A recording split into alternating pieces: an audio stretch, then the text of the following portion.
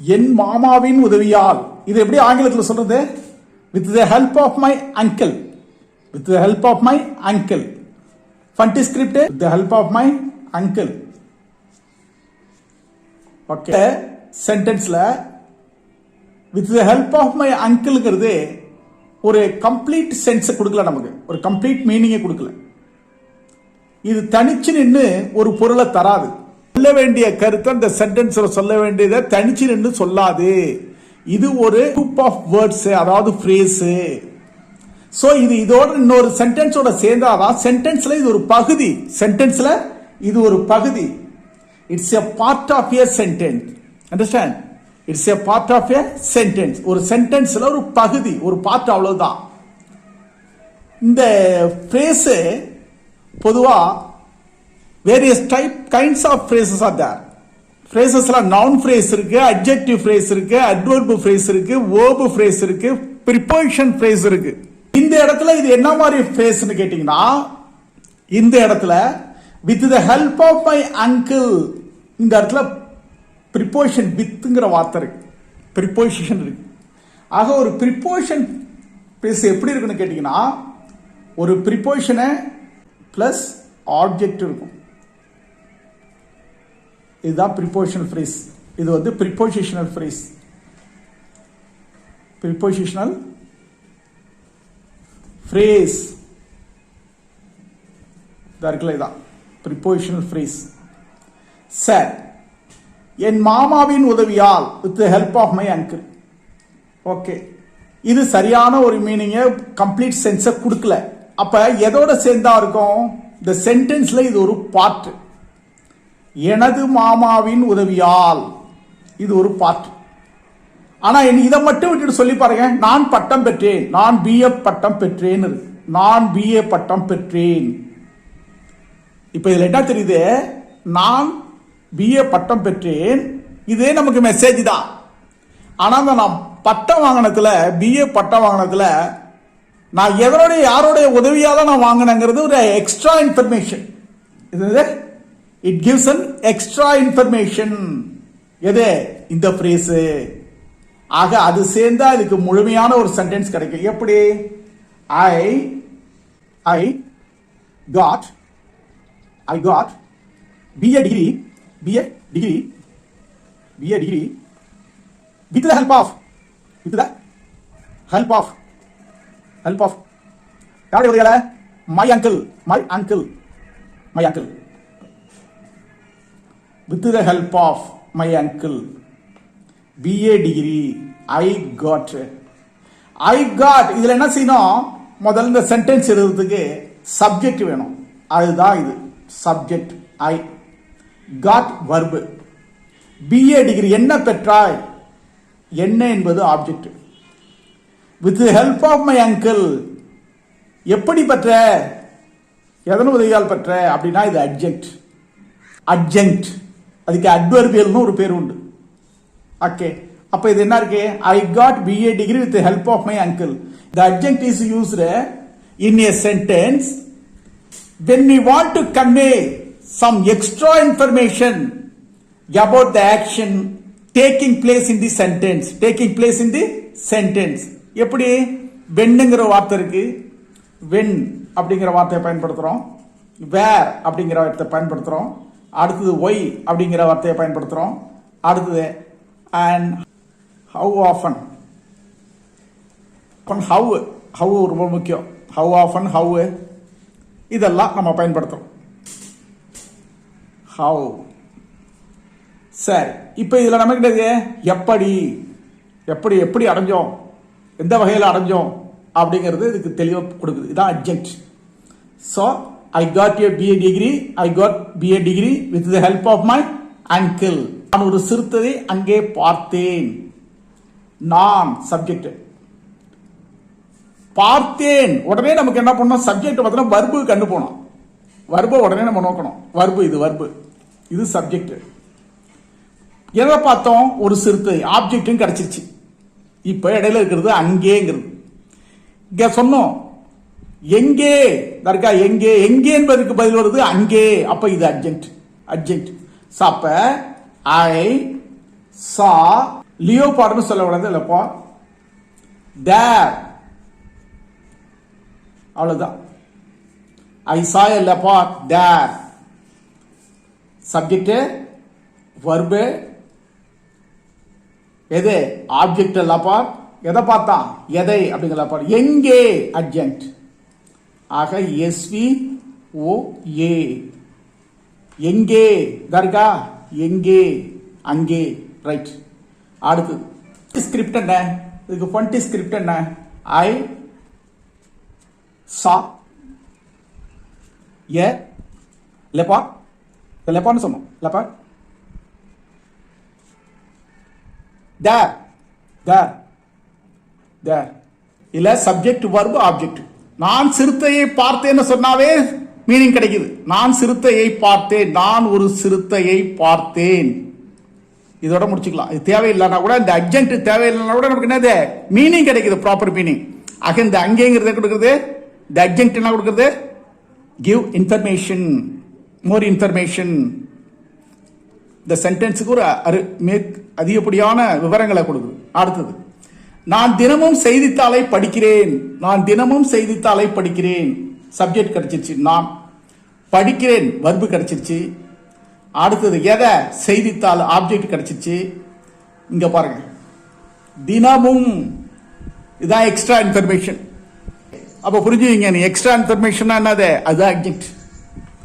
நான் ஐ படிக்கிறேன், I read செய்தித்தாளை, newspaper, I read newspaper. என்ன இது வரைக்கும் முடிச்சாச்சு. சப்ஜெக்ட் வந்துருச்சு, வர்பு வந்துருச்சு, ஆப்ஜெக்ட் வந்துருச்சு. எதை, தினமும், தினமும், டெய்லி, டெய்லி. அப்ப இதுதான் என்னது அட்ஜெக்ட்.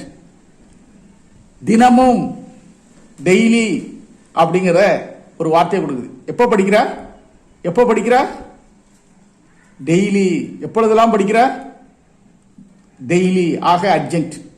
ஆக எஸ்விஓ ஏ, ஐ ரீட் நியூஸ் பேப்பர் டெய்லி. இப்ப சொல்லி பாருங்க, ஐ ரீட் நியூஸ் பேப்பரே கரெக்ட். இந்த டெய்லிங்கிறது தேவையில்லை. இது ஒரு அடிஷனல் இன்ஃபர்மேஷன், எக்ஸ்ட்ரா இன்ஃபர்மேஷன். இது ஒரு அட்டாச்மெண்ட். ஃபன்டி ஸ்கிரிப்ட் என்ன, ஐ ரீட், ரீட் நியூஸ் பேப்பர்ஸ்க்கு வந்து என் போட்டு இந்த மாதிரி பண்ணும், இந்த மாதிரி எழுதணும். Newspapers, news, news not news, newspaper daily, daily, daily. Okay, okay, newspaper daily.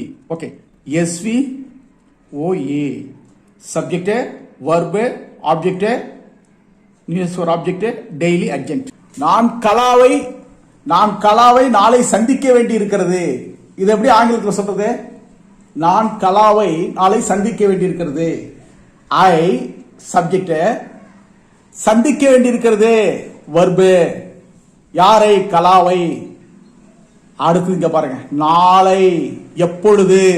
Right. நான் அப்படிங்கிறதுக்கு ஐ, சந்திக்க வேண்டி இருக்கிறது have to, I have to, I have to, I have to meet. Kala, Kala, எப்ப, tomorrow, tomorrow, tomorrow.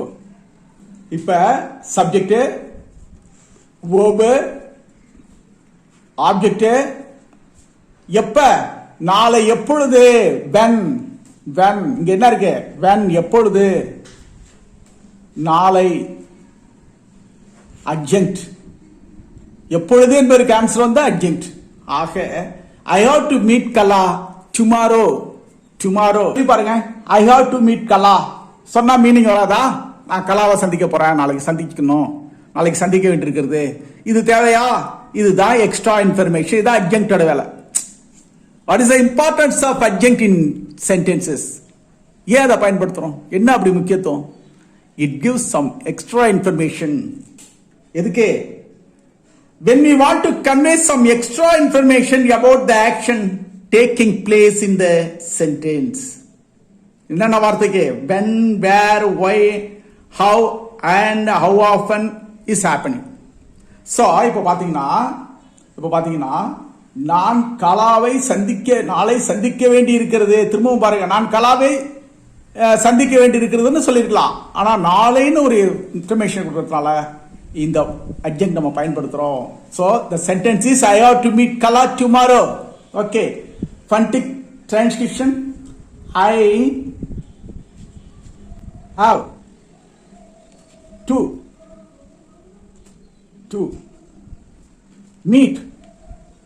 Meet Kala tomorrow. Okay, தொடர்ச்சியா பார்த்துட்டு வரோம், தொடர்ச்சியா பார்க்கிறோம். பார்த்துட்டு வரும்போது பெரும்பாலும் அட்ஜெக்ட் கடைசியில இருக்கிறது எல்லாமே அட்ஜெக்ட். இந்த சென்டென்ஸ் முடியல வர்றது எல்லாமே என்ன இருக்கு, இடையில வருது, சிலது மிடில் வருது. அட்ஜெக்ட் சென்டென்ஸ்ல அது எங்கே வேணாலும் பிளேஸ் ஆகும். இனிஷியல் ஆகும், பிட்வீன்ல ஆகும், ஃபைனல் ஆகும், எங்க வேணாலும் அது இடம் வகிக்கும். அது அட்ஜெக்ட். ஆனா ஒரு சென்டென்ஸ்ல அது ரொம்ப முக்கியம் இல்ல. ஒரு சென்டென்ஸுடைய மீனிங்கை முழுசா தெரிவிக்கிறதுக்கு அது தேவையில்லை. இருந்தாலும் அது இன்ஃபர்மேஷன், அதிகப்படியான இன்ஃபர்மேஷன் நம்ம கொடுக்குது. இப்ப ஒரு அட்ஜெக்டை பத்தி நம்ம நல்லா தெரிஞ்சுக்கணும். தெரிஞ்சுக்கிட்டா நம்ம ஒரு சென்டென்ஸ் அழகா ஃபார்ம் பண்ண முடியும். சோ என்ன அப்படி இருக்கு, an adjunct is used in a sentence when எப்ப when we want to convey some extra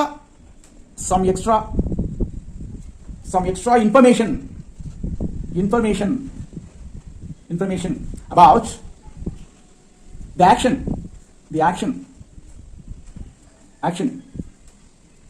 taking place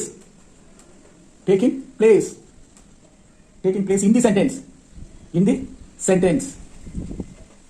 the sentence. என்னென்ன வார்த்தை?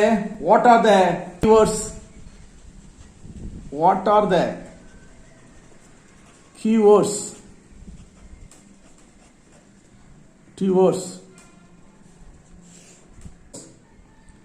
when, where, why, how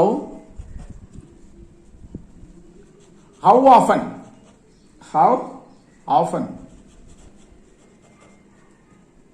is happening.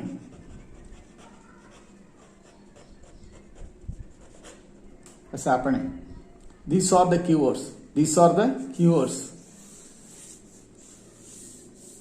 When, where, why,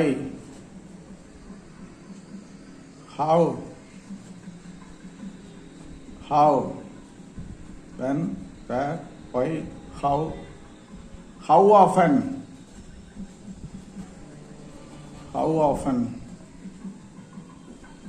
when I saw him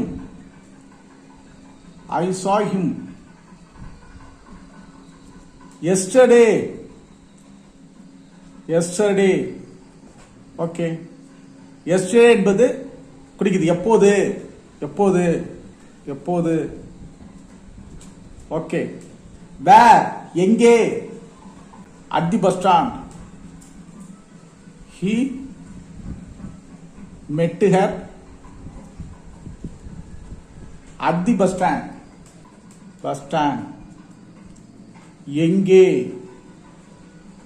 எங்கே. அடுத்தது why, due to heavy rain.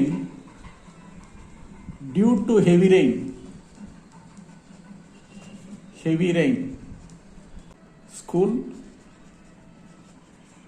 declared leave. heavy rain, due to heavy rain. காரணம் ஏன். அடுத்தது how எப்படி. he dances well. how often she has met him.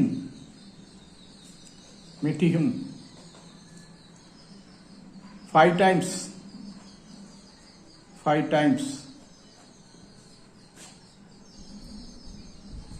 எத்தனை முறை எத்தனை முறை எத்தனை முறை often. These are the keywords. When, where, why, how often is happening. How often is this happening? When I saw him yesterday. Yesterday is the indication. எப்போது? He met her at the bus stand. Where? எங்கே? Why? Due to heavy rain. School declared leave. Due to heavy rain. How? எப்படி? He dances well. நன்றாக நன்றாக. Right. How often? எத்தனை முறை? She has met him 5 times. எத்தனை முறை? 5 times. To follow this exercise every walk of our life. Thank you so much.